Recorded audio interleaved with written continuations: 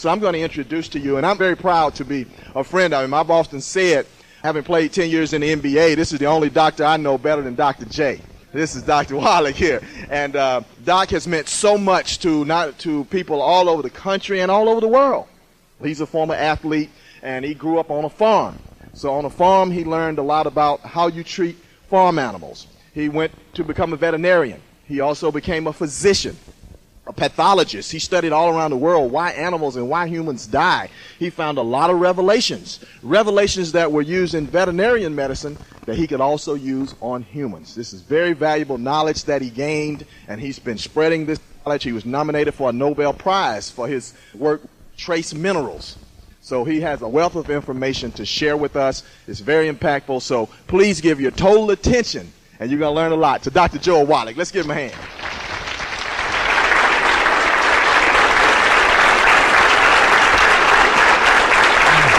Thank you. Hey, thank you very much. Appreciate all those kind words, and really appreciate Theo being here and telling his story. He's such a wonderful young man. It's kind of like my kid graduating college. I'm so proud of him and his family, and of course Mike and Phil. We've been working together now for 11 years, and appreciate you coming here on a beautiful Saturday morning, and we're going to share some information with you. And you've all heard of that book, Purpose Driven Life. I was fortunate in finding out very early, I think, what my purpose was from God. And my purpose, I think, was to spread health information, so I spent most of my time doing that. And it became very clear very quickly that there's a lot of misinformation being given out by the health professions, and you'll see in this presentation that it kind of guided us in the wrong direction. Especially true in the black and Hispanic communities. And we came up with a thought, we called it the black gene lies. The black gene lies. Well, believe it or not, how many of you ever heard that African Americans, black people all over the world, have this terrible gene that makes you at a higher risk for high blood pressure and diabetes and cancer and other diseases? Well, I'm here to tell you it's a lie. Okay? Amen. It is a lie. And what I'm going to do in the next hour or so is show you how it is a lie and how we've eliminated these diseases in animals. It's very, very clear. We worked with tens of thousands of black people and Hispanics. I'm from California, and I'm a minority in California. There's 65% of the people in California Hispanic, so I've learned to be a minority too. At any rate, as Mike pointed out very nicely, I think the thing that makes my view different on health is that I'm a veterinarian as well as a physician. And in veterinary medicine, we don't have health insurance for animals like we do people. And if we were to use a human healthcare type of system for livestock, for instance, it'd be sticker shock for you. Your hamburger would cost you $275 a pound just to pay for the health care. So we learned a long time ago in the animal industry that we could keep the price of animal products such as meat and milk and dairy and poultry and eggs down where the average American could afford to eat it every day simply by eliminating health care costs in animals. Now I'm going to repeat that because it's such a profound statement. It's like the Bible. There's certain things worth repeating, right? We were able to do this by eliminating health care costs. And it always seemed odd to me as a veterinarian that we did that in animals. Nobody was transferring that information to people. And I spent about 20 years trying to, through the standard methods, writing scientific articles, writing textbooks, lecturing to doctors in groups this size, continuing education things for them. And I was an abysmal failure. I just failed terribly in getting medical doctors excited about preventing and curing diseases in people with nutrition like we had done in animals. We were so successful in animals, we actually had eliminated 900 different diseases that still plague people. We did this with simple little nutritional formulas, and you've all seen these little alfalfa pellets for mouse pellets and rat pellets and hamster pellets and gerbil pellets and guinea pig pellets and rabbit pellets and canned and dried dog and cat food. We have sheep pellets and horse pellets and pig pellets and calf pellets, and we have dairy pellets, and we have monkey pellets and parrot pellets and chicken pellets and trout pellets and llama pellets, and you get the idea. But the reason why we put the nutrition into the little animal pellets is so that the animal cannot sort through and just eat only the sunflower seeds and the raisins. Every mouthful is going to be biochemically perfect. And the purpose was to maximize production of eggs, maximize the production of meat, maximize the production of milk, maximize fertility, maximize longevity, eliminate diseases, because we didn't have health insurance for these animals. And we were so effective with this little system that we eliminated 900 different diseases that still plague people. Well, I knew this was my mission at that point because I really understood it, and I went back to school, became a physician. 1978, began to use these veterinary nutritional formulas in my human patients, and I'm here to tell you that the concept of preventing and curing diseases in people with nutritional formulas works exactly the same. Now, if you were to today ask your medical doctor or some expert in health, regardless of who they might be, college professors or high school biology teachers, doctors, nurses, they're all going to tell you that there's no evidence to support a claim that you can prevent and cure diseases with vitamins and minerals. And I know you've all heard that on TV, you've heard it on the radio, you've read it. That's absolutely a lie, and I'll give you some examples. Raise your hand if you've ever heard of scurvy. Raise your hand. Sure. And everybody knows you can prevent and cure scurvy with vitamin C, right? How about rickets? Anybody here ever hear of rickets? Yeah, you know you can prevent and cure rickets with vitamin D. What about anemia? Anybody ever hear of anemia? You know you can prevent and cure anemia with iron and copper and folic acid and B12 and many other nutrients. What about goiter? You know you can prevent and cure goiter with iodine and copper and selenium and amino acid tyrosine, many other nutrients. Night blindness you can prevent and cure with vitamin A. And then there's other ones like beriberi. How many ever heard of beriberi? If you talk to medical experts, they'll say, well, yeah, that's only in third world countries. People who are very poor. You don't see beriberi in America because we're an industrialized nation. And with beriberi, you only find this in third world countries. Well, that's not true. There's an epidemic of beriberi in America right now, and it shows up as congestive heart failure. And the reason is Americans and humans all over the industrialized world get their thiamine or vitamin B1 from enriched flours. That's how most of us get vitamin B1 or thiamine, is from enriched flours. Now, how many have ever heard of a low-carbohydrate diet? Now, when you give up bread and muffins and pastas, guess what you're giving up? Vitamin B1. So a lot of people who get on these low-carbohydrate diets wind up with congestive heart failure and other symptoms of beriberi because they're vitamin B1 deficient, because they're not supplementing when they get on that low-carbohydrate diet. So these are the sort of things we're going to talk about. It gets very exciting for me, so I hope you'll be as excited or half as excited as I am. I'm going to start out with just the front cover of the September 2000 issue of Scientific American. Almost the entire issue is devoted to human aging and 100-year-olds. And there were articles in there written by endocrinologists, geneticists, gerontologists, nurses, dietitians, nutritionists, and they all had their own agendas. So they had a summary at the end of this issue telling you what you were supposed to learn about nutrition and longevity and genetics. And they were editorially scratching their head because they found out when they kind of looked at this seriously, the people who lived to be 100 in a healthful way were mean, feisty, rebellious patients who did not listen to their doctors. And you all have uncles and grandparents and parents who are in their 80s and 90s. They're eating eggs and cooking in lard and all this stuff and smoking the cigarettes and not exercising. They're 98 years old. And you had a cousin who went to medical school and he was jogging and doing everything right and eating salads and tofu, and he died at 52. And so the ones who did everything wrong, used salt, ate red meat, ate their chicken skin, used butter instead of margarine, these guys and gals did okay. And the ones who followed the doctor's instructions didn't make it. Well, you don't need to do a big survey. You just have to understand that doctors are given a lot of misinformation. Now, whether or not everybody in your family died at 35 or not doesn't matter. Everybody in this room has the genetic capability to live to be at least 100. If you believe in the Bible, which I hope you all do, and I believe you all do because you're here this morning, in Genesis it says at least 120, right? And a lot of the Old Testament prophets lived to be 900 years of age. So we know we have the genetics to get there. And the short version of why we all don't live to be 100 is not because we can't. It's because we do too much of the bad stuff and not enough of the good stuff. That's just the way with the physical body as well as it is with the spiritual body, right? Now, how many of you have ever made a dish from a recipe? I don't care if it's just those Pillsbury biscuits. You have to hit the thing on the counter, you know. Sure, we've all made oatmeal cookies and things like that.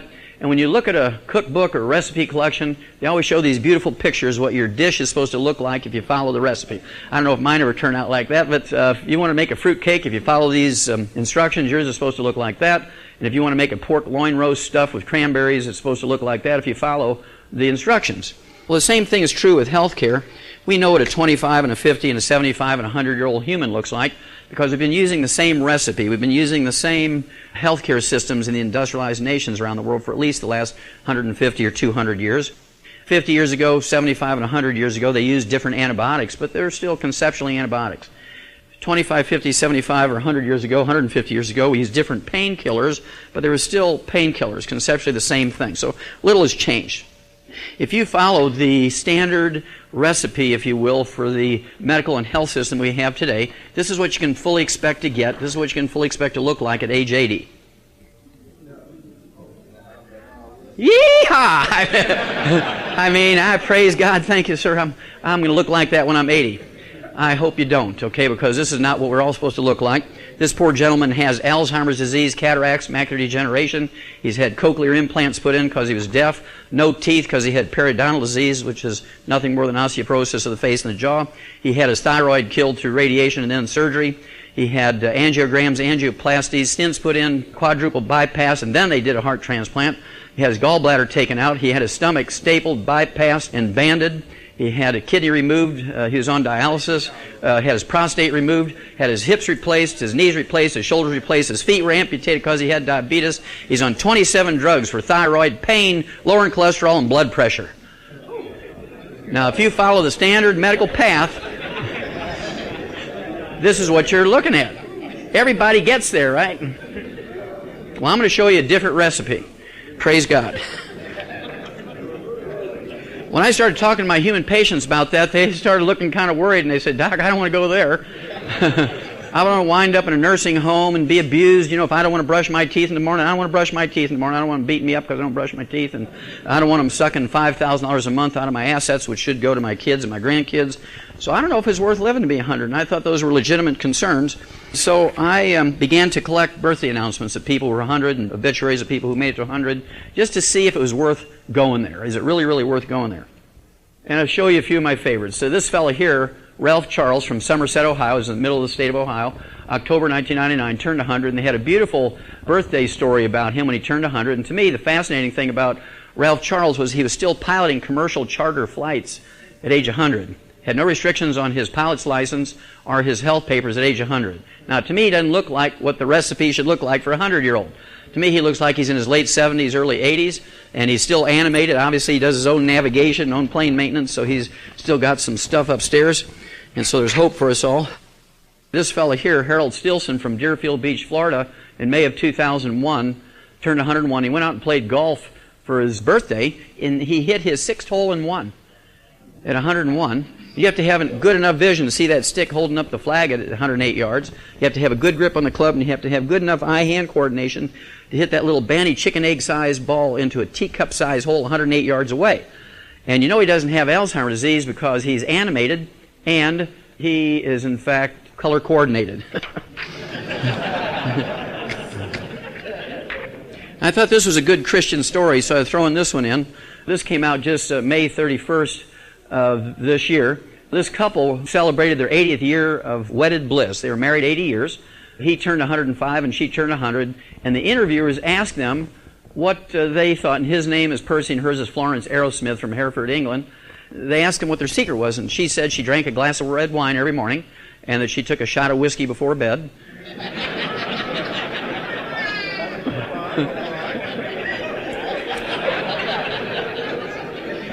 And he said his success, 80-year married and being healthy for 105 years, came down to 2 words.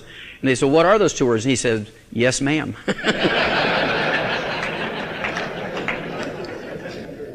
Now here's 2 fellas that made it beyond 100. This is back in March of 1999. Herbert Young, 112 on your left, and Robert Thomas on your right, 103 years of age. And they had won some medals. France's Legion of Honor, which is kind of like their Medal of Honor like we have here in the First World War, and they were invited to go to France and pick up medals and things and drink a little bit of French wine. It looks like they're having a good time. They're from New York City. It doesn't seem to matter what you eat if you do 2 things to live to be beyond 100. There's a common thread, and I'm going to give you the short version now and the long version in a minute. The short version is you have to keep the amount of carbohydrates in your life down, and I'll show that to you in a second, and you need to keep the mineral levels in your life up. Now, one of the blessings I've had in my life, I spent 2 years out in the bush in South Africa working on big conservation projects, and I lived in the bush for that whole 2 years with the exception of 3 days in the city. The rest of the time I lived out in the bush, and so I know how primitive villages exist and live. This gal here, Dora Ramathebe from South Africa, was born in June of 1881. In 1995, she turned 114, and this was a birthday announcement. This isn't an obituary, this is a birthday announcement. And she was asked, what did she attribute her long and healthy life to? And she said, she observed the biblical tenet of honor thy father and thy mother. And I thought that was really, really quite good. I really appreciated that. Of course, when I grew up, my first chores, we grew up on a little beef farm, and I was so excited when I first started working with the animals, and I'd do what my dad told me, and I'd come up to my dad and say, "Okay, what's my reward?" I did exactly as you told me. He says, "Son, I'll let you live another day." And so I knew it was important. What is it? Honor thy mother and thy father. I thought that was good. Okay, and then she said she ate locusts, that's grasshoppers, not the trees. She ate grasshoppers, pumpkin seeds, tortoise meat, wild herbs, dried fruit, and a cup of coffee. That was her diet.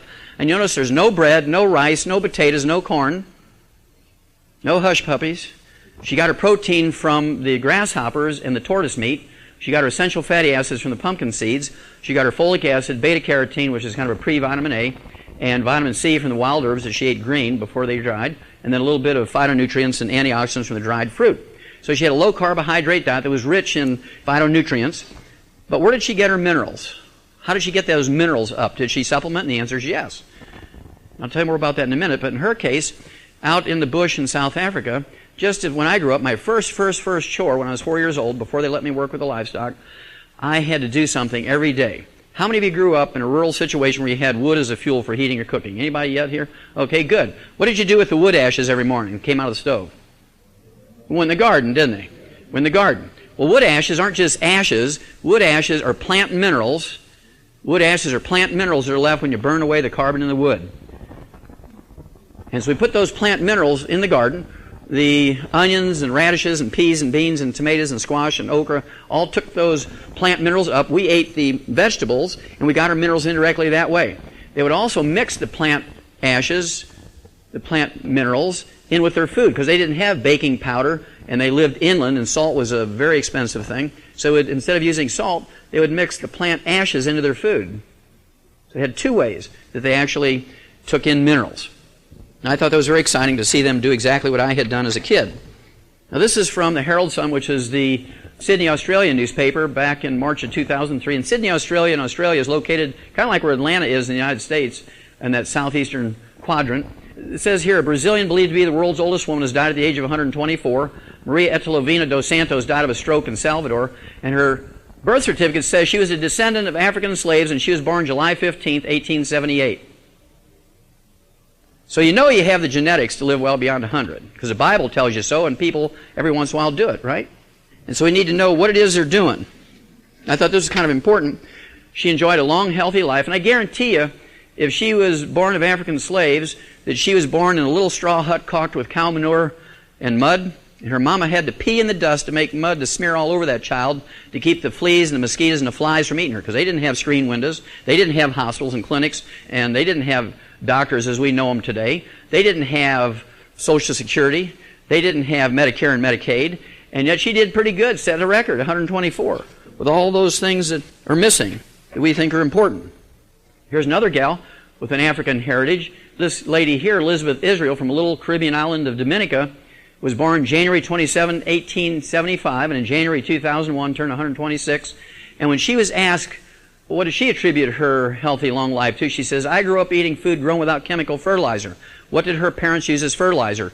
Wood ashes, which are the plant minerals that are left when you burn away the carbon in the wood. I'm going to show you one more, and then I'll kind of tell you what I think you should learn from these, and we'll get into the meat of this presentation. This next obituary is not the oldest one that I have. This is kind of middle-aged compared to some of the obituaries I have, which are up in the 200s. But this gal here, an Iranian woman, died in January of 1995. This is written up in the Rocky Mountain News out of Denver, Colorado. And she's an Iranian woman by the name of Mazumi Dosti. And said that she died at age 161. It was printed in the Denver newspaper, Rocky Mountain News. And you have to give a lot of credibility to this obituary because she was survived by 6 living children ranging in age from 120 to 128. They hadn't even left home to go to college yet.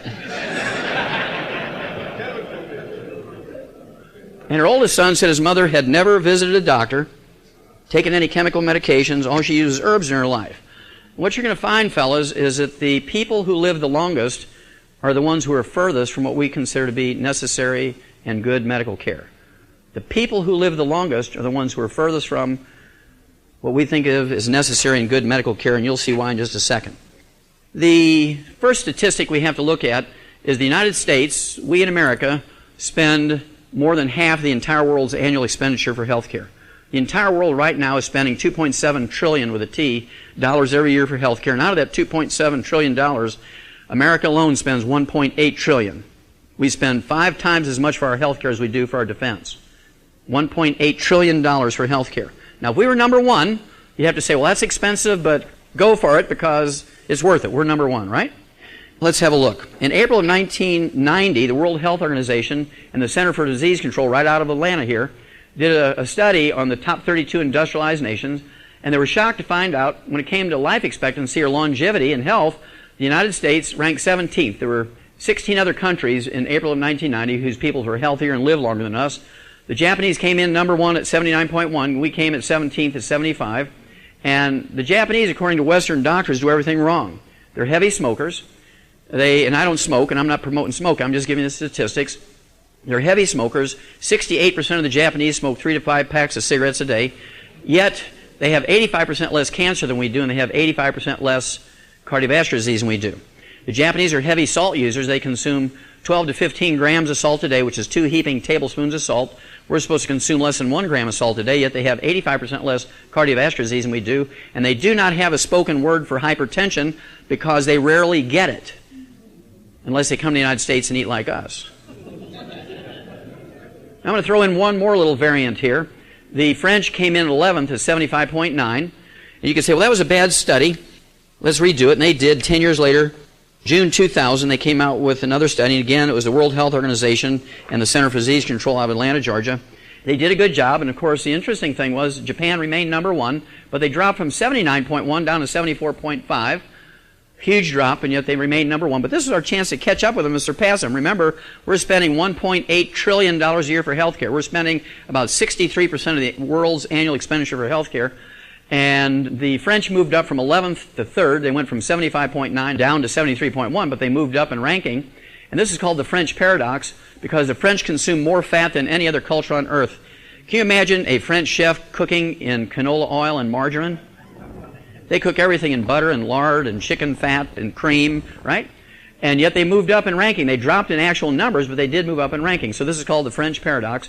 You will not find the United States in the top 20 because June of 2000 we had dropped to 24th because we went from 75 average lifespan to 70. Now, in June of 2000, the actual was that there were 23 other countries whose peoples live longer than us. The newest update, and this is from a special health issue of Newsweek, it's a special edition, The Future of Medicine. They're talking about genetics and the usual stuff that medicine talks about, new drugs, new procedures. And in the very first article in this Newsweek magazine, the very first article, it said, America has built the world's highest tech medical system. I don't think anybody could argue with that, because every country sends their brightest young medical students to the United States for their residencies and internships and so forth. Yet the nation now ranks 46th in life expectancy. Now there's 45 other countries whose peoples live longer than us. Do you feel that we're getting the bang for the buck when it comes for health care? No. No. We would not tolerate this in any other industry, and nobody knows more than the black community how to change an industry. If you have a failed and corrupt system, you don't use it. If you have a failed and corrupt system, you don't use it. You don't ask for more money to fix it. This is a very interesting statistic. Phil Oliver got this for me. This is per 100,000 white people and per 100,000 black people. Per 100,000 each year in America, 1,037 and 8 die per 100,000 black males, 593 black females. By contrast, about two-thirds of that number, only two-thirds of white males will die, 664 compared to 1,037. And with females, white females, only 384 die compared to 593. That's per 100,000 population.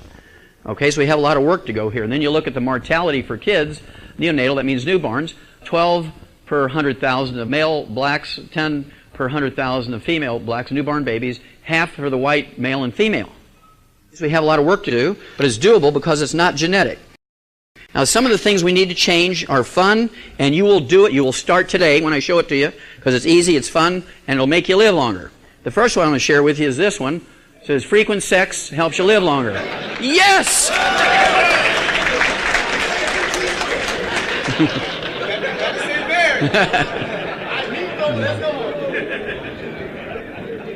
God gave you the equipment to use, right? Praise God. Okay, now this was it. Yeah, give me an order. This was published in the British Medical Journal back in December of 1997. And basically, to make the short version of it, they said men who had sex twice a week actually live 50% longer than men who only have sex once a month. Now, what if you have sex 3 times a week? You know? And so you need to make some kind of contract with your wives. Wives. Wife. Okay, I'm in the right group here. Okay. Now you got to watch it, because once they know this, if they want to get rid of you, you know they know how to do it. Also, the same year, December 1997, this was a wonderful study. It was done by Harvard Medical School, the Department of Public Health. And what they did was look at the longevity of both men and women. And the reason why it's all these funny little boxes and different shaped boxes, they went county by county. Now, this is one of the more difficult things you're going to have to do to live to be 100 in a healthful way. This is called the heart attack and stroke belt of America, both for men and women. The people who live the longest in America, you'll see them in blue, purple, and dark purple. As the upper Midwest here, you're looking at Wisconsin, Minnesota, North and South Dakota, eastern Montana, northern Iowa, eastern Nebraska, and Kansas. These are the longest lived people in America. The shortest lived people in America live here. Guess where Atlanta is? In fact, the lifespan here in Atlanta is 20 years shorter than the people who live in the upper Midwest. Your average lifespan here is 20 years shorter, okay, than it is in the upper Midwest. It's not genetic, but it is cultural. The reason why this is the heart attack and stroke belt and cancer belt of America is not because of genetics, it's because of the way people eat. The difference is people in the upper Midwest come from Scandinavian and German backgrounds, and they stew and roast and boil everything. How do people eat here? Fried chicken. And I talked briefly with Pastor Dollar, and he says, how are you going to get a black man to give up fried chicken? So this is going to be a tough one. But if you do this one thing today, you will add 20 to 50 healthy years to your life. If you take this home and do nothing else but this, you got to give up fried fish and fried chicken. You got to give up fried hush puppies. You got to give up fried potatoes. You got to give up fried okra. You got to give up fried chitlins. Everything fried. You got to give up fried stuff. And if you do that, that alone will add 20 to 50 healthful years to your life. And the reason is fried foods contain free radicals, trans fatty acids, that increase your risk of cancer, heart disease, and Alzheimer's disease 1,000%. Whereas if you boil and stew and roast your food, you don't get those free radicals. And so this is a suicide area if you keep eating fried foods. That just comes down to the bottom line. If we can get our community in the southeastern part of the United States, and if we do that and we kind of spread that amongst our loved ones, we're going to add long, healthful years to their life. Now, how many of you remember a guy by the name of Art Linkletter? Anybody remember Art Linkletter? Okay, good. Some of us are old enough to remember him. He's 92 years old now and still alive. He aspired to want to live to be 100, and he was willing to be proactive and do it. And he was inspired to want to live to be 200 by a group of people called the Hunzas, who live in what is today known as eastern Pakistan. All this war is going on there now. But back in the 1920s and 1930s, they were the longest lived and healthiest people on earth. A novel was written about them. It was a Pulitzer Prize-winning novel called Lost Horizon, written by James Hilton. Art Linkletter read this novel, and he was excited about it because essentially what the book said was there was this place in this very hostile mountain where it was kind of like a branch office of the Garden of Eden. Everything was perfect, and if you lived in that place and ate their food and did what they do and so forth, you could live to be 200-300 years of age.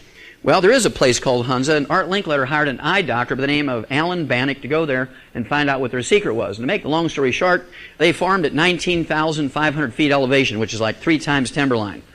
They could not grow potatoes, they could not grow corn, they could not grow rice because of the elevation. Very short growing season, only 45 days. So they didn't have the traditional carbohydrate sources that most everybody else has. And without even thinking about it, because of where they lived, they had a very low carbohydrate diet. They lived on mutton, which is adult sheep, and they had lamb and goat meat, and they had chicken and eggs and butter and yogurt, and they cooked in butter and water. That's all they had. They were very poor. They couldn't trade even for oils and things, so they only used butter and water to cook with. They had a very low carbohydrate, high animal protein diet. Now, the other thing they did that he noted in this book is very clearly stated in this book, that he observed that they took the wood ashes, the plant minerals that are left when you burn away the carbon in the wood, and put them in their garden and mixed it in their food. So they had the high mineral intake, and they had the low carbohydrate intake, and that apparently was their secret. This is a beautiful story here I picked up in Houston, Texas about a year ago. There's a story about a primitive guy by the name of Bruno Opaza, one of Bolivia's indigenous Aymara Indians. He's holding a little bucket of llama manure, dried llama manure, which he's feeding his kitchen fire with. You notice that's a little 1 foot by 2 foot cast iron stove. And the interesting thing about the Aymara Indians is that they live around a lake called Lake Titicaca, and he's from Bolivia, and there's people from Peru and people from Chile that live right around Lake Titicaca. And all those people that live around Lake Titicaca are very primitive, like Bruno Opaza. No indoor plumbing, no electricity. They have no hospitals, no clinics, no Medicaid, no Medicare. They have no pharmacies, no pharmaceuticals, nothing that we think of as being absolutely essential. And yet they have 100-year-old per 500 people. We have 300-year-olds per 10,000. They have 10 times as many 100-year-olds as we have. They have 10 times as many 100-year-olds as we have. And they have nothing except raw materials. They're putting those raw materials in their food every day, those plant minerals in their food every day. We need raw materials. And people ask me, well, what did people do in the old days? Did Jesus supplement with minerals? And the answer was yes. In our book we call Hell's Kitchen, we have a CD to go along with it, Hell's Kitchen. This CD, Hell's Kitchen, the book Hell's Kitchen, talks about how long ago the people used wood ashes or plant minerals in their food and their gardens. And it goes back before written history. We know this from the anthropological and the archaeological records that people before written history would do this. Even Moses, I'm sure, he did not take the wood ashes out into the garden because he was raised as a prince of Egypt, right? But I'm sure they had their slaves do that. And then there was Jesus. He was raised as a little Jewish boy, so I guarantee you that he took the wood ashes outside like all the other little Jewish boys did and put them in the garden. And this remained the same from before written history until Monday, September 4th, 3 o'clock in the afternoon, 1882. I'll repeat that date, very important. We know the exact instant, Monday, September 4th, 3 o'clock in the afternoon, 1882, when this man changed everything. Anybody know who he is? That's Thomas Edison. And at that moment, at 3 o'clock in the afternoon, Monday, September 4th, 1882, his chief electrical technician, a guy by the name of Jonathan Leibs, in New York City on Pearl Street, overlooking the construction of the Brooklyn Bridge, gives you a little time sense, turned on the switch for the first commercial electric generating plant. By 1909, there was at least a half a dozen patented electrical kitchen appliances, including toasters and skillets and waffle irons and blenders and irons and things like that. And by 1950, wood as a fuel had been completely replaced with natural gas, propane, electricity, liquid paraffin, kerosene, heating oils. How many wood ashes are left over when you use those fuels? I'll give you a hint. It's a numeral that looks like this and begins with a zero. Zero. Okay? And so nobody sat down. There were no Senate investigation. What's going to be the impact on our health when we stop using wood as a fuel? Nobody asked that question. They were just glad to get rid of that chore. They sold all these other stoves and appliances by saying you didn't have to wake up 2 hours early to build the fire and get the fire right for bacon biscuits for breakfast. So most of the diseases we're going to talk about fall into mineral deficiency diseases as a result of that one invention, electricity. We're not going to be able to talk our wives into going back to wood stoves. They'll chase you out of the house with a broom, right? But we do have to make up the difference. We have to consciously supplement, otherwise we're going to break down. We need 90 essential nutrients. They're called essential nutrients, gentlemen, because we cannot manufacture them. We must consume them every day, either as food or as supplements. Number two, if they're missing for any length of time, days, weeks, months, or years, you get some horrible collection of degenerative diseases, many of which are disabling, many of which are life-threatening. We need 60 minerals every day, not once a year, but every day. We need 16 vitamins every day, 12 essential amino acids every day, 3 essential fatty acids every day. And fortunately for us, our food plants, our grains, vegetables, fruits, and nuts can take carbon dioxide out of the air, use the sun's energy in a process known as photosynthesis to manufacture long carbon chains. And the plant will take these carbon chains and configure them into starch, which is potatoes and grains. It'll configure them into sugar, which is fruit and sugar cane, vitamins, amino acids, and fatty acids. And it is possible with the grace of God and a lot of effort on our part to get all the vitamins, amino acids, and fatty acids we need by eating right and selecting the right food and preparing it right and storing it right. But most people don't take the 3 hours a day that would require. Everybody runs in, buys a box of this, throws it in the stove, cooks it and eats it, and we're all eating out of boxes and things. And even if we're eating fresh foods, it's very difficult, as you'll see in a minute, to get everything we need. Now the problem is, plants can in fact make vitamins, amino acids, fatty acids, but plants cannot manufacture minerals. You notice that 2/3 of the essential nutrients are minerals. We need 60 minerals. To be happy, a plant only needs 9. I have a degree in agriculture, so I can assure you that plants only need 9 to be fertile and happy and do their thing. But if a farmer were to put in 9 minerals in every crop, it'd cost you $35 an ear for an ear of corn. And so he's not going to do it. He couldn't sell any. And so they learned 150 years ago that they could put in 3 elements into the soil, NPK, nitrogen, phosphorus, potassium, a very cheap, very simple fertilizer. You see these 3-letter designations on garden fertilizers and lawn fertilizers, NPK, and different configurations depending on the plant. It will give them the maximum yields in terms of tons and bushels per acre. So that's what they use, NPK. And that's why they use these little alfalfa pellets with all the vitamins and minerals in it to give their animals. Because they know, the farmers know, and the veterinarians know, that you can't get everything you need from your food. Even in the same field on the farmer's property, you cannot get everything you need because row number 1 might have 16 minerals in it, row number 5 might have 0, row number 10 might have 3, row number 15 might have 6, row number 20 might have 0, and so it's a throw of the dice when you wake up in the morning and you eat some whole grain pancakes or 11 grain bread made into toast, or you have your whole grain cereals. It's a throw of the dice in which row in the field that grain grew in. And are you going to bet your life every morning when you wake up? I mean, would you play the game that if you threw dice and you got a 7 in any combination, 2 and a 5, 4 and a 3, 1 and a 6, any combination you get a 7, you'd get to live another day. But if you got any other number, you would die, and I got your clothes and your shoes and your car and everything. How many of you would voluntarily play that game? Nobody. You'd have to be insane to play that game. Well, if you're not supplementing every morning to guarantee those 60 minerals, 16 vitamins, 12 essential amino acids and 3 essential fatty acids, that's the game you're playing. That exactly is the game you're playing. This is kind of a soft business magazine. I'm sure many of you have seen it. U.S. News and World Report. This is the January-February issue of 2005. It says a special health issue. Who needs doctors? Your future physician might not be an MD and you may be better off. They're talking about nurse practitioners. They're talking about chiropractors, naturopathic doctors, traditional Chinese medical doctors, herbalists, acupuncturists, and so forth. And just a few things you got to watch on doctors. They're human beings, and they fail like most human beings or groups of human beings. Doctors say they'd lie to get insurers to pay. This is a big study. It was published by the Journal of the American Medical Association back in 1999. Study finds doctors skip key steps to treatments. Doctors fail to take about half the recommended steps for treating high blood pressure and diabetes, 2 diseases that are very important in the black community. I'll give you a couple more statistics here, and then we'll get into some specific diseases. But I think these are very, very useful, and I'll tell you how to solve these problems.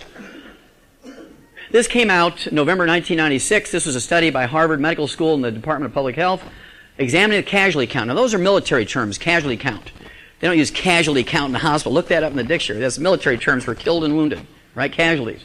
The annual toll of medical harm. That's each year in hospitals alone in America, 1.3 million physical injuries by doctors' negligence, 180,000 deaths each year in hospitals. 3 years later, this came out. This is November 1999. Medical mistakes are the 8th top killer of Americans, behind cardiovascular disease, cancer, diabetes, Alzheimer's disease, gastrointestinal problems, liver problems, kidney problems, and doctors. Now, you got to give them credit. They did improve. By December 2002, they went from the 8th leading cause of death in America to the number 3 leading cause of death in America, because they moved up to killing 250,000 Americans each year in hospitals. This was published in the Journal of the American Medical Association. The study was done by Johns Hopkins School of Public Health at the Department of Medical School. Right out of Atlanta, Georgia, 7.5 years ago, 2 million Americans are infected each year in hospitals alone as a result of medical negligence, 2 million.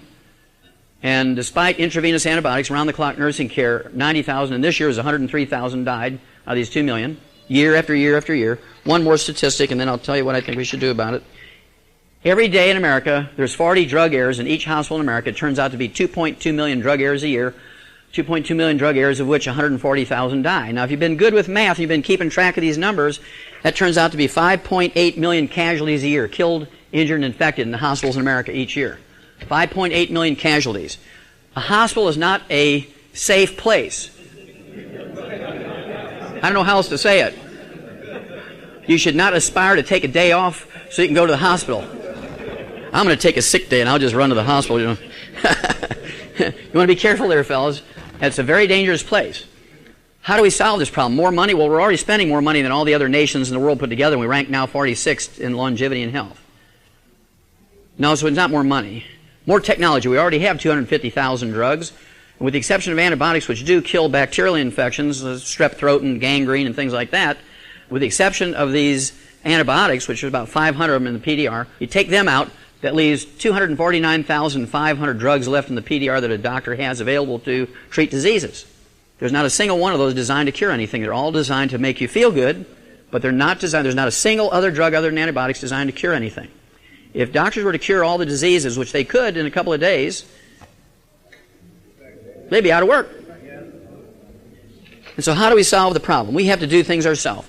How many of you have ever put in fuel in a car or truck? Anybody ever put fuel in a car or truck? Good. How many of you ever changed a tire in a car or truck? Excellent. How many of you have ever washed a car or truck? Huh? Yeah. Okay. How many of you have ever vacuumed the inside of a car or truck? How many of you have ever added oil to a car or truck? Okay, good. How many of you have ever kind of done that little touch-up, you know, when you scratch your car, those little touch-up paint things? Sure. How many of you have ever heard of AutoZone, Pep Boys, Napa Auto Parts, Schutz, Checkers? I mean, everybody knows where their local store is, right? You go down there and you get spark plugs and you gap those things. You do all that stuff yourself, get the right paint color and the mats for the floor and so on. And other more complicated parts for the car and stereos and all that kind of thing. We do this because of a variety of reasons. Number one, people got tired of being ripped off by the dealerships. You go in to get your oil changed for $8 and you come out with a $300 bill and it leaks all over your driveway because they didn't tighten those bolts, right? And so you can save all that labor cost and do it yourself for $12. It's at $80 or $300, right? And so people began to do these things themselves. Same thing is true with Home Depot, Lowe's, Menards. How many of you have heard of them? Yeah, we all live in those places because we learned we can get materials and parts and tools cheaper. And if you don't know how to put shingles on a roof, they'll give you a free class. They'll even put those bundles of shingles on your roof for you at no extra cost if you buy the nails and the shingles from them. How come we don't do that for health care? Well, it's complicated. You need to go to school for 14 years. You need to know how to read Latin. That's not true. That's absolutely not true. Doctors, other than a lot of fancy furniture, they have less than $100 worth of stuff in their examining room. They got a blood pressure cuff, a stethoscope, they got a thermometer, they've got a little AAA battery pen light to look in your eyes and down your throat with, and you snatch that out of their pocket and look at it, it says Pfizer Pharmaceuticals. They didn't pay for that. It was given to them by a drug dealer.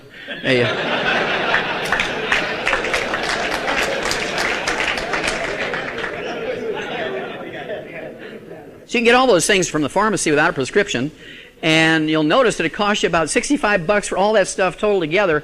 And if you don't know how to use them, there's a little insert in the box they come in, written in the 5th grade reading level in 8 different languages, including Spanish. You can do this. It's very simple to do that. You should learn how to take your own blood pressure. You should learn how to check your own temperature and all that kind of stuff. You know, Grandma used to do that, but we don't. You kind of feel high, you run to the doctor now. We need to do more of that stuff ourselves. With the exception of radiology, with the exception of things like CAT scans and MRIs and X-rays and ultrasounds, you can get any test from the pharmacy without a prescription that a doctor would send you to a hospital for. I know it shocks most people. For about $1.50 a test strip, and they come 10 in a bottle, it's $15 a bottle. You can get these test strips that you just pee on, and you can tell if you have sugar in your urine, you can tell if you have blood in your urine, if you have protein in your urine, or if you have infection in your kidneys or your bladder. For $1.50. It saves you $18.50 on the co-payment, plus it saves you the gas money and the parking and getting all dressed up and your extra shaving lotion, all that kind of stuff. It saves all that stuff. So you save about $40 by doing that yourself. You also get a test strip to find out what your blood sugar is. You're empowered to test your own blood sugar when you have diabetes. You can test what your blood cholesterol is yourself. You get what's called an occult blood test. It's blood in your bowel movement. You can't see with the naked eye, but this is an early warning signal of colon cancer, maybe ulcerative colitis, gastric ulcers, blood-sucking parasites, all those kind of things. For a couple of bucks, $2, $3, you can get those test strips, and you can do that yourself. You don't have to go in once a year to get a 3-foot galvanized pipe put up your rump for them to look in there, right? You don't have to do that. You can do that little test yourself for $3 in the privacy of your home, a little brown bag. Nobody needs to know you're doing it. And then there's all these tests to see if women are premenopausal, postmenopausal, menopausal. There's tests to see if they're pregnant. $7.95. EPT test in any drugstore. Why do they have to go in 2 visits and all these tests and physical exams for $500 by an OBGYN to find out if they're pregnant? You can do it in your own home in 30 seconds for $7.95. What about dental work? I love this one. Usually when your filling is going to fall out or your crown is going to come off, it's right in the middle of the day on Christmas or Easter or Thanksgiving, right? And or New Year, something like that. And so you call the dentist, and it's $1,300 for a temporary. Then 2 weeks later, you got to go back in and get the permanent one put in for another $1,300. You can go to a pharmacy or even a grocery store where they sell dental floss, and right next to the dental floss is a little bubble wrap package of a temporary filling. It costs you $5. Has all the instructions, all the little tools and disinfectants and things you need to put them in, and they will last 10 years. Now, even if it only falls out every 10 years, you can afford that, right? And keep doing it yourself. Do you need stitches every time you cut yourself? And the answer is no. It's not shooting blood all over the place. If you can take a towel or a washcloth and you can stop it bleeding just kind of a half a pound of pressure, you can wash that thing out with a disinfectant and put some colloidal silver in there, antibacterial soap. You can use steri strips and butterfly bandages. You're going to save hours and hours and hours sitting in the emergency room, being abused in the emergency room, people coughing all over you and all that kind of stuff. And so the more of this kind of thing we do ourselves and avoid a failed and corrupt system when you can, guess what? Price is going to come down. That's called the free market system because they want to attract you back in. How many of you are buying your own home? How many of you are buying your own home? Great. Great asset. One of the best things you can do is somehow get to buy your own home. And here's why. Most people, when they buy health insurance for a family of 5, it costs you $300, $500, $800 a month, depending on if anybody's been sick in the family. Let's just say, for round figures, $500 a month for health insurance, $50 deductible, $100 deductible. If you get a $2,000 line of credit or a $5,000 line of credit on your home, stick that certificate in your lockbox and don't buy a snowmobile with it. Don't do anything with it. Just put it in there. There's no interest on it. You'll have it as long as you own your house. Don't have to make payments. When you do make payments, it's stuck back in the mortgage so that you're going to take 30 years to pay that $5,000 off, right? So you're looking at $20 a month, very, very low. Then you go to your health insurance guy and you say, I want a $5,000 deductible health insurance policy. You know how much your monthly premium is going to be? Your monthly premium is going to be $100 at $5,000 deductible. You can use that extra $400 or $500 every month for your family. Instead of being insurance poor. How many of you heard the term insurance poor?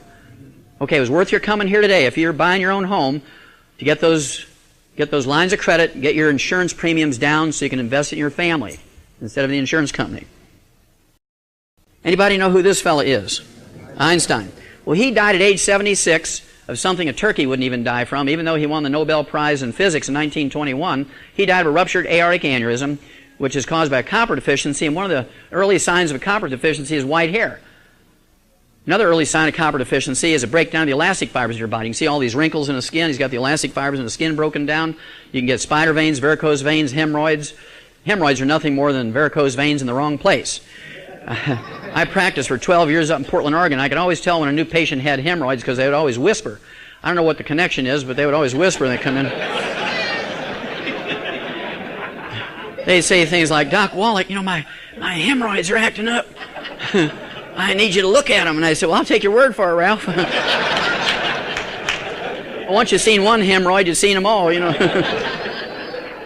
get a breakdown of the elastic fibers in your arteries. You get a balloon or a bubble in the weakest area called an aneurysm. If you have a small one rupture in your brain, you get a bleeding type of stroke. If you have a larger one rupture in your brain, you die suddenly. If you have a small one rupture in your eye, you get a detached retina. And they have this wonderful technology now where they can take lasers without even opening up your eye. They can spot weld that retina back down and repair your vision. I mean, that is a miracle surgery, right?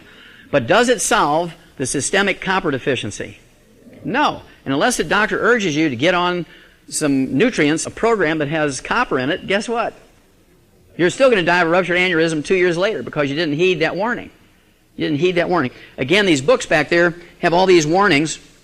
There's over 500 early warning signals of these diseases that plague us as human beings. And once you know what they are, you can adjust your diet, you can add a supplement, the early warning signals go away, and you're going to add 20 years of your life. It is that simple. If you can make oatmeal cookies from a recipe, you can do it. Now, as Mike said, I didn't always have this tummy. I was an athlete. I was a captain of the wrestling team in high school and college, University of Missouri. Only weighed 127 pounds and only had 3 grams of fat on me at that time. But I read a story that said exercise kills. There's never been a professional athlete ever lived to be 100. Now, I found out that's not true anymore. There was a baseball player that lived to be 100. He lived to be like 100 years, and one day, boom, he fell over dead. But there's never been a football player, there's never been a basketball player, there's never been a hockey player, there's never been a runner, there's never been a swimmer who's lived to be 100. And the reason is, exercise without supplementation is suicide. When you're sweating from exercise or physical labor, you're not just sweating out water, you're sweating out a soup that contains all your essential nutrients. If you're just drinking soft drinks and water, or worse yet, Gatorade, you're not going to do very well. And I'll show why in a second. The guy who invented the power bars, Brian Maxwell, 51, a multi-millionaire, died at age 51 of a heart attack, won 14 marathons in the World Games and Olympics, very well-known long-distance runner, died of a heart attack. Beautiful young girl, Ronelda Pierce, 19 years old, the pride of Florida State University, girls basketball, 19 years old. She was going to be the WNBA's new superstar. She was going to be the Michael Jordan of basketball for women, and she died at age 19 of a ruptured aneurysm, a copper deficiency. There's never been a Nobel Prize winner lived to be 100. There's never been a professional athlete except a baseball player lived to be 100. Reggie Lewis, captain of the Boston Celtics, had a heart attack, a cardiomyopathy heart attack, a selenium deficiency at age 27. Well, the dream team of cardiology was trying to figure out what to do with him to get him back on the floor. Could they do a heart transplant and still play basketball? He died of a second cardiomyopathy heart attack because nobody gave him 10 cents worth of selenium. But justice has a way of coming around. God is very good about that in His own way, in His own time. A year and a half later, the captain of the dream team of cardiology, one Dr. W. Thomas Nuss, had died of the same thing at age 48. Now, if he was my cardiologist and he died of a heart attack at age 48, would you keep doing what he was telling you to do? Now, if he said salt was no good, man, I'd take the top off the... If he says that exercise is good for you, I just lay there, man. I wouldn't even blink, nothing even looking. This young fella here, Corey Stringer, from the Minnesota Vikings, he was a great offensive lineman, a tackle, and he died at age 27 of heat stroke. Here's a multi-million-dollar athlete dying of a heat stroke. Ignorant people who can't even read, living out in the deserts of Africa, they never die of a heat stroke. It's 120 degrees out there. He has all these team doctors and all the trainers, and he dies of a heat stroke. The reason is, when he collapsed, I'm sure his internal temperature is 105, 106 or more. They called the ambulance. 10 minutes later, they come rolling up, and then they put him in there. They wheel him to the hospital, and he was dead by the time he got there. Well, what they should have done was taken the garden hose that they're filling that Gatorade bucket with and wash that guy down. Take his clothes off, give him an enema with that cold water, get his core temperature down, and he'd have lived. He would have lived. If as soon as he collapsed, if they would have put that cold water all over him and given him a cold water enema right there, he'd have lived. But everybody's so dependent on those doctors that they don't even do the simplest of things to save their buddies. And that's where we have to change that. Amen. Okay. Amen. I like that kid. This gal here, an Olympic legend, Wilma Rudolph, triple gold medalist, died of brain cancer at age 54, as caused by a deficiency of a trace mineral. If you're just supplementing with that trace mineral, the odds of you getting a brain cancer is almost zero. But if you're sweating and you're just drinking pop of some kind or another, or water, how much of that you're going to get? Zero. Okay, y'all recognize this fella? Walter Payton died at age 45 waiting for a liver transplant. If they had just given him some selenium, he'd still be alive today. But he's waiting for that liver transplant. That's right, he died of a selenium deficiency. A certain type of liver cirrhosis is caused by a selenium deficiency. Do football players sweat? Is there any selenium in Gatorade? No. I want to talk about high blood pressure. How many ever heard that black people get high blood pressure? Yeah, that's right. And we know it's a black gene because doctors tell us so, right? The stealth killer. America's high blood pressure crisis is spinning out of control. Now, dogs and cats and parakeets and horses and cows and pigs and every animal you can think of get high blood pressure. They can get it. They don't get it because in those little pellets we give them, we put the minerals in there so they don't get high blood pressure because we don't have insurance to pay for calcium channel blockers and beta blockers. Whether you believe it or not, how many of you have ever heard that salt has something directly or indirectly to do with high blood pressure? Yeah, if you don't raise your hand, you're asleep already, because I know you heard that. What's the first thing a good farmer puts out for his livestock? Salt block, salt lick. There's nobody out in the pasture telling that cow she's limited to 1 lick a day, is there?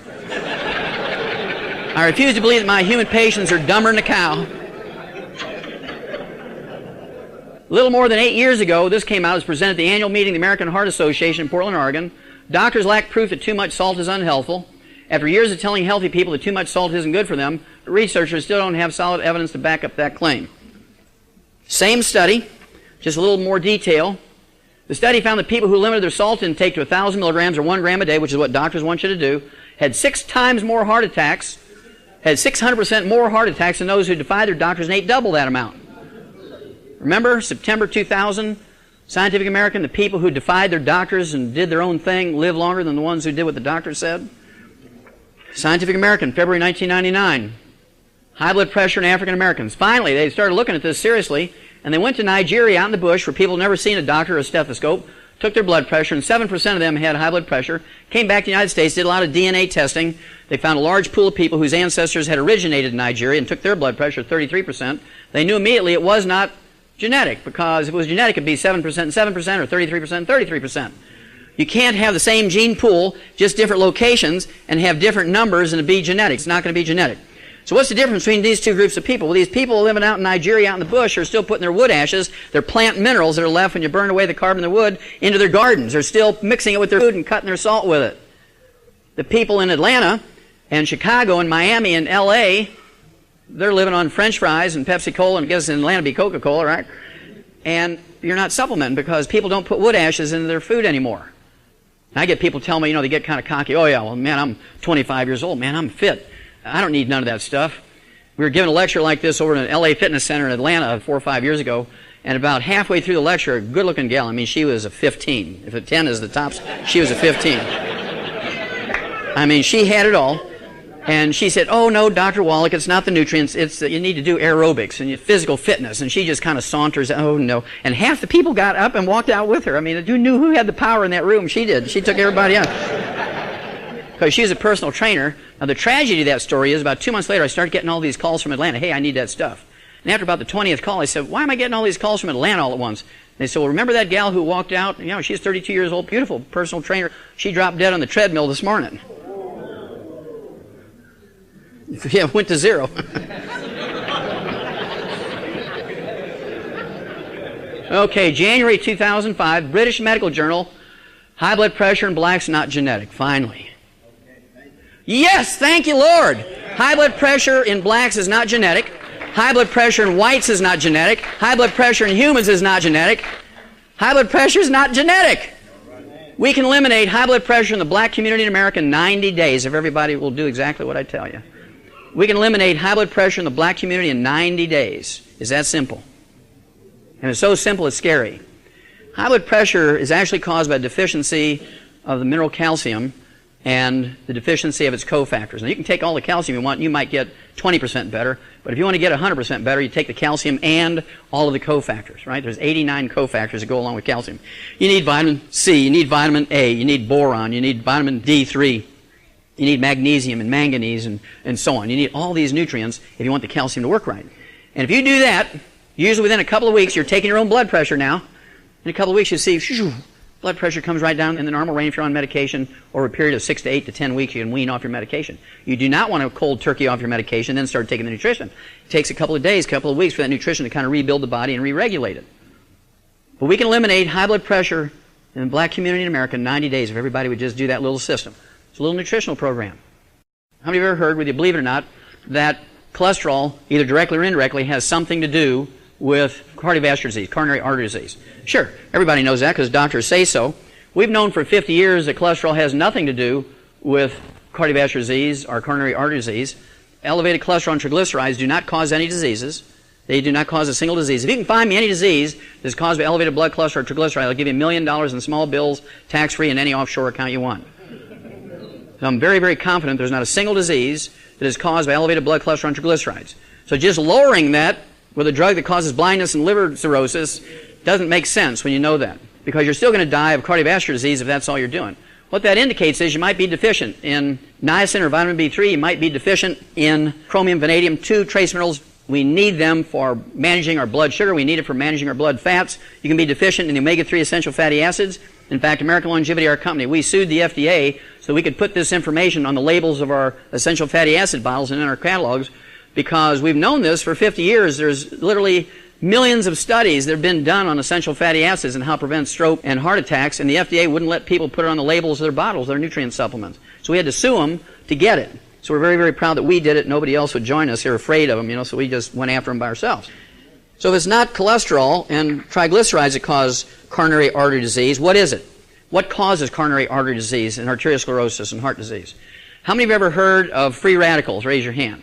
Good. How many of you have ever heard of trans fatty acids? Raise your hand. Well, trans fatty acids are free radicals that come from things like vegetable oils, margarines. Margarine is perhaps the worst type of fat, not only for the heart but the body. It increases your risk of cardiovascular disease. It increases your risk of coronary artery disease, Alzheimer's disease, macular degeneration, cataracts, cancer. Who told us to give up animal fats that our 98-year-old grandparents used, such as butter and lard and chicken skin and all that kind of stuff? Who told us to give all that up? Medical doctors, right? They told us to give that up and go to margarine. Well, it turns out that margarine is the cause of increased rate of cardiovascular disease and coronary artery disease. I like my patients to eat 6 to 10 eggs a day, not fried, remember nothing fried, but poached or soft scrambled in butter, low temperatures, soft-boiled, hard-boiled. I was glad to see this come out in March of 1991 because it showed that my 10 eggs are probably pretty conservative. Normal cholesterol in an 88-year-old man who eats 25 eggs a day. And you have to ask, why was this old dude eating 25 eggs a day? Maybe he didn't have any teeth and couldn't eat steaks anymore. Maybe he owned an egg farm and wanted to do his own quality control. But if you appreciate it, 95% of the weight of men's sex hormone, testosterone, is made from a special steroid in the body called cholesterol. You can only make 10% of your daily need, and if you do not take in cholesterol, the odds are you're going to have some problems. You're not going to have enough sex to be able to live longer, right? And so this fella figured out on his own, that the more eggs he ate, the more studly he became. Another fact we've learned is that the lower your cholesterol goes, the more stupid you become. There's somebody with low cholesterol. This came out February 14th, Valentine's Day of this year, and this was a big study, and they looked at almost 800 men, 1,100 women. They divided them into two groups, those with cholesterol below 200, which doctors are going to tell you is good, and those with cholesterol above 240, which doctors are going to say is very bad. And it turns out that the ones who had blood cholesterol above 240 were 80% smarter than ones who had blood cholesterol below 200. Because it turns out that this fatty insulation material of the brain, myelin, is made out of 100% cholesterol. It makes up 75% of our brain weight. 75% of your brain weight is fat, cholesterol. So somebody says, hey, you're a fathead. You say, thank the Lord. Alzheimer's disease, tidal wave is feared. 14 million Americans are going to die of Alzheimer's disease between March 2000 and 2025, 14 million. That's because they're the ones who are following the doctor's instructions and giving up eggs and butter and red meat and chicken skin and salt. The ones who eat those things are still flying airplanes at 100. Getting the picture? Yeah, vitamin E alone can ease memory loss in Alzheimer's patients. This came out a year and a half ago, January 2004, big study by Johns Hopkins University Department of Public Health out of medical school, almost 5,000 men and women over the age of 65. People just taking vitamin C and E alone were 78% less likely to have a diagnosis of Alzheimer's disease. You can reduce your risk of Alzheimer's disease by 78% just by taking 2 vitamins, C and E. What if you eat eggs? What if you give up fried foods? What if you took selenium? We can eliminate diabetes in the black community in 90 days if you do what I'm just going to tell you now. Just like high blood pressure. We can eliminate diabetes in the black community in 90 days. This is a very simple nutritional deficiency disease. It's an epidemic disease right now, of course. There's 1 million new cases in the United States alone each year. This article came out in June of 2001. And there's 32 million diabetics in America right now. 31 million of those 32 million, 98%, are adult-onset type 2 diabetes or insulin-resistant diabetes. The reason why it's oftentimes called insulin-resistant diabetes is that the diabetics that have type 2 diabetes make 10 times more insulin than non-diabetics. They make 10 times more insulin as non-diabetics. It's not an insulin problem. It's a deficiency of the minerals and their cofactors that are necessary for the insulin to work. Now, if you have a 1,200 horsepower racing engine and 400 octane racing gasoline, and you put that engine and that gasoline all set up, ready to go inside of a dome that's just filled with nothing but nitrogen, you got the starter outside and you're pushing that starter, it'll crank over. Will it start? No, because it's missing a cofactor, oxygen. Now, you open that little valve and you let the atmosphere in there, you get a little oxygen in there, now you push the button, run, that puppy will run. The same thing is true with your insulin. You're missing those 2 trace minerals and their 23 cofactors. When you have adult onset type 2 diabetes, makes up 98% of the diabetic community, you take a little program, and guess what? You take your blood sugar every morning like you're supposed to, watch it. Within a week, right into the normal range, and you're able to wean off your medication, go back to normal life. Diabetes is an easy disease to prevent. You don't want to get it before you start worrying about it. You want to prevent it. And so you want to start doing this stuff if you know you have it in your family. It's not genetic, but if your family eats a particular way, everybody tends to eat in that family the same way, right? You have to watch it. And this is an easy disease to prevent. It's a very, very easy disease to get rid of. You supplement properly. Obviously, for 6 months or so, you got to stay away from sugar. Still got to watch that diet. But as that sugar comes down, your blood sugar comes down into the normal range, you're able to wean off your medication because you are empowered to do that when you're diabetic. They teach you when your blood sugar goes up, you need more medication. Blood sugar goes down, you need less medication. They teach you how to do that. So you just follow what you're instructed to do. And your next step will always be self-evident. Historically, adult-onset type 2 diabetes was called adult-onset type 2 diabetes because it only occurred in people over age 50. Well, now babies are being born with it. Primarily minority kids. Little African-American kids and Hispanic kids are being born with diabetes. Not because it's genetic, but because there's none of these minerals in soul food. Now, I'm not telling you to give up soul food, but I'm telling you if you want to avoid diabetes, you want to reverse it, you got to supplement. You can eat any way you want except for fried foods. You got to give that up, right? It's an easy thing to deal with. 2 reasons why we have so much diabetes in America today, none of which are genetics. One of which is all the sugar we're taking. According to the U.S. Department of Agriculture, 100 years ago, Americans were eating a half a pound of sugar per person per year. Today, we're eating 157 pounds of sugar per person per year, which is a half a pound a day. So in 100 years, we've gone from a half a pound of sugar a year to a half a pound of sugar a day. You say, well, how do we get a half a pound of sugar a day? Well, there's Krispy Kreme donuts, Dunkin' Donuts. There's Pop-Tarts, Pillsbury Toaster Strudels, Raisin Bran, Fruit Loops, Cocoa Puffs, Captain Crunch, Wheaties, Cheerios, Corn Flakes. In soft drinks, there's 9 heaping teaspoons of sugar per 12-ounce soft drink. If you drink 10 of those, that's 90 teaspoons. Put 90 teaspoons in a bowl, there's your half a pound right there. Plus, you get crazy when you eat that much sugar. You go postal. Well, this was 91,000 nurses over an 8-year study, Harvard Nurses Health Study, very recently. Again, this was June 2004. And they said if they drank 1 sugar-sweetened soda, like a classic Coke or Pepsi-Cola, Mountain Dew, Sprite, 7-Up, whatever, they're 85% more likely to develop type 2 diabetes than those who drank less or maybe none, water or tea, something. But if you drink 2 of them a day, you're going to get it. If you drink 2 sugar-sweetened sodas a day, you're going to get it. What about these teenage kids that drink 2 or 3 of those 42-ounce gulps a day? And you wonder why they're 50 pounds, 100 pounds overweight, and they're going to get diabetes. It's not genetic. It's not a terrible black gene. It's the way they're eating. And we, as the men of the family, we can solve that problem. But they're not going to like water after drinking Pepsi and Coca-Cola for years. And so how do you deal with it? You saw those diabetics get on that Rebound FX. Switch them to that. Tastes good. You got all these big athletes like Shaq using it. You got Theo using it. Evander Holyfield, one of my heroes. He is training for a big match, for a big boxing match coming up mid-September. He's using our products. So this is something you can do. You can switch them off those things that are going to cause diabetes to switch them on things that are good for them that won't cause diabetes. The second thing that causes diabetes in America now is those 2 trace minerals no longer found in optimal amounts in our food. I'll give you one of them. You got to read in the books for the others, because I would tell people about the 2 trace minerals and 23 cofactors and never take the 23 cofactors, and they'd get 10% better, but it wouldn't work completely because they forgot the 23 cofactors. So I want you to read it in the book Hell's Kitchen, and then you'll figure it out. The first trace mineral I'm going to give you is chromium. Everybody's heard of chromium. It makes your bumper shiny. They went back to 1948. Started getting frozen blood from laboratories. In 1948, there was 1,000 micrograms per liter of parts per billion of chromium in human blood in America. By 71, it dropped to 13. By 72, it dropped to 10. 73, it dropped to 4.7 to 5.1. By 74, it dropped to 0.73 to 1.6. By 78, it was all the way down to 0.16. It's dropping like a rock because nobody's putting the wood ashes, the plant minerals in our food and our gardens anymore like we did 100 years ago. And that's the problem. And so we have to consciously supplement to make up that difference. Okay, the last disease we're going to talk about, we could go over 900 of them. We only got time for one more. Arthritis and osteoporosis. According to the Center for Disease Control right out of Atlanta here, 85% of Americans over the age of 50 already have osteoporosis and arthritis of one type or another, one degree or another. There's not a single medical treatment designed to prevent or fix it. You saw what happened to Bo Jackson, great 2-sport athlete, football and baseball, had a degenerative hip disease. That was just caused by mineral deficiencies. Of course, they tried their big high-tech hip replacements, and now you say, Bo who?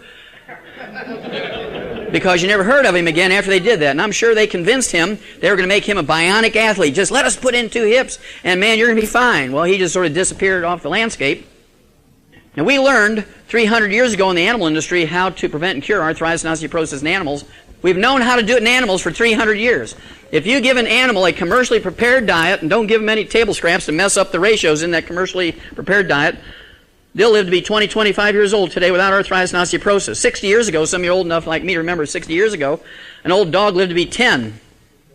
And you thought he was doing good because usually they live to be 6, 8 years old, right? And then you'd eat them.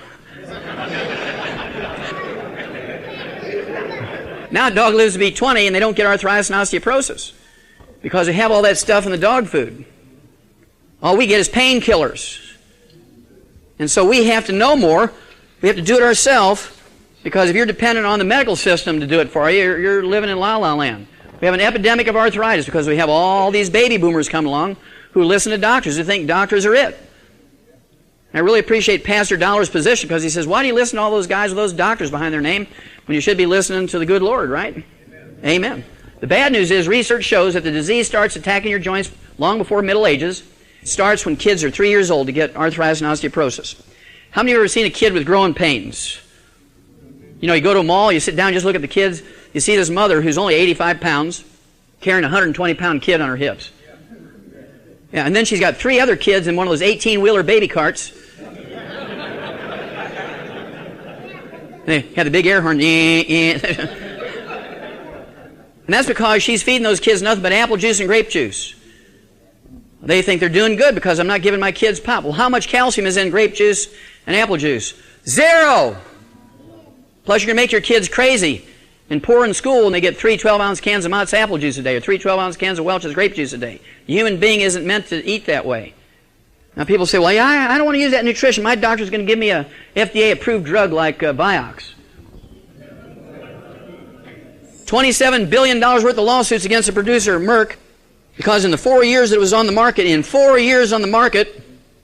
Vioxx caused 139,000 heart attacks. Depending on whose data you looked at, 55,000, 85,000 of those people died from Vioxx, and the FDA never took it off the market. Merck took it off the market because they were getting sued so much they couldn't afford to leave it on the market anymore. The FDA never took it off the market. How many of you ever heard of arthroscopic surgery? Oh, there's a guy who's had a couple of them. Arthroscopic surgery for arthritis of the knee is worthless. It's a worthless procedure. When you have arthritis, do you think you just have arthritis in your left knee which really hurts bad? It's all over your body. And if you go in there and scrape that thing around with arthroscopic surgery, does it fix your systemic arthritis and osteoporosis? No. He's eventually going to do his thing, which is to remove it and put a prosthesis or a plastic or metal one in there. In 90 days, you can rebuild your hips and shoulders and fingers and toes and ankles. You can rebuild them in 90 days, just like Theo did. I just love Theo in his story because he gives hope to everybody. He was told that you're done, your career is over. All the best orthopedic surgeons in the world cannot fix you. And in 90 days, just with some simple little nutritional programs, we built him back together. Now he's one of the top athletes in the NBA, top athletes in the world. But he was smart enough to do it. All other athletes said, no, Bo Jackson, I'm going to get that bionic double hip thing. Yeah, my orthopedic surgeon's the same one that did Elizabeth Taylor's 17 hip operations. Well, if they were so good, why did he have to do the other 16, right? Well, the reason why these doctors continue to do this, even though it's a worthless procedure, and this was published in the New England Journal of Medicine back in July 2003, is because the 5,000 American doctors who specialize in that procedure, their income for 2001 was $1.5 billion. That one procedure. Are they going to give that up just because it's worthless? No. You have to be tough. When they come to you and say, Roy, you got bone-to-bone arthritis in your knee, and I could go for the big one and give you joint replacement surgery, but we got this new thing called arthroscopic surgery, and I can clean that thing up, and it'll last you an additional 6 months. When you have a failed and corrupt system, you have to stop using them. Osteoporosis strikes both men and women equally.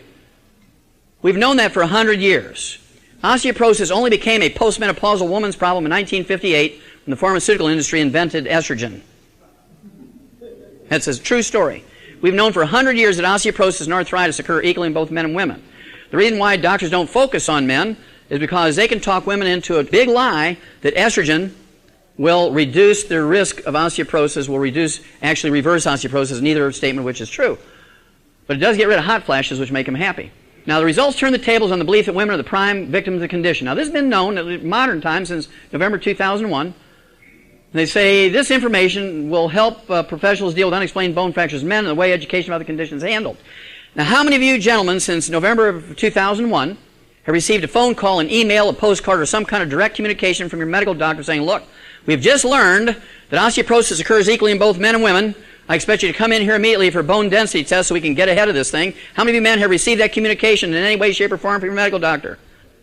This was published in every medical journal in the land, in the world. If they say they haven't seen it, then I wouldn't go back to them because they're supposed to be reading this stuff, right? I'm 65 years old. I'm telling you, there's nothing wrong with any of my joints. Amen. Thank you, Lord.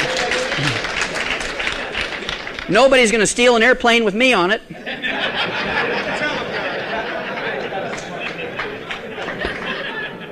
And so it's just a matter of giving your body the raw materials, and we're built to last at least 120 years according to God, and I believe Him. Amen.